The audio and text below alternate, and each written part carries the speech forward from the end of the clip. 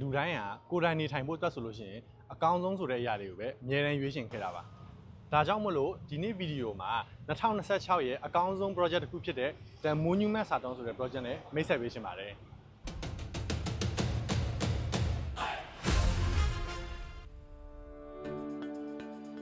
ကွန်ဒိုအကြောင်းမပြောပြသေးခင်မှာ location ကိုအရင်ဆုံးပြောပြပေးရှင်ပါတယ် location အနေနဲ့ဘန်ကောက်မြို့ရဲ့ပထမအဦးဆုံး CBD main CBD လို့ခေါ်တဲ့စာတုံး area မှာရှိပြီးတော့မှနီးနားမှာဆိုလို့ရှိရင်လည်းတန်ယုံပေါင်း18ရုံရှိတဲ့အတွက်ကြောင့်မို့လို့လုံခြုံရေးအတွက်ဆိုလို့ရှိရင်လည်းစိတ်ပူစရာမလိုပါဘူး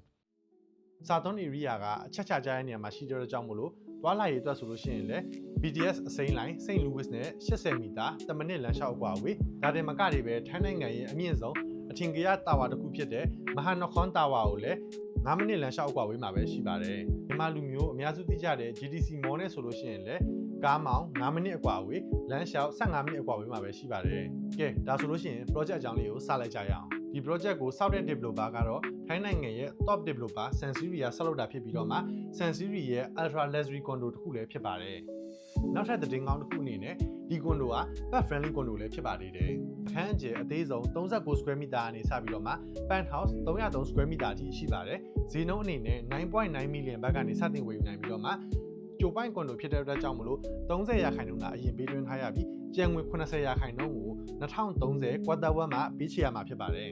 The Monument စာတုံးကအခုမှ launch လုပ်တဲ့ project ဖြစ်တဲ့အတွက်ကြောင့်မလို့အခုချိန်ဝယ်ယူထားမယ်ဆိုလို့ရှိရင်ရိုးရိုး discount အပြင် double discount မှာရရှိနိုင်ပါသေးတယ်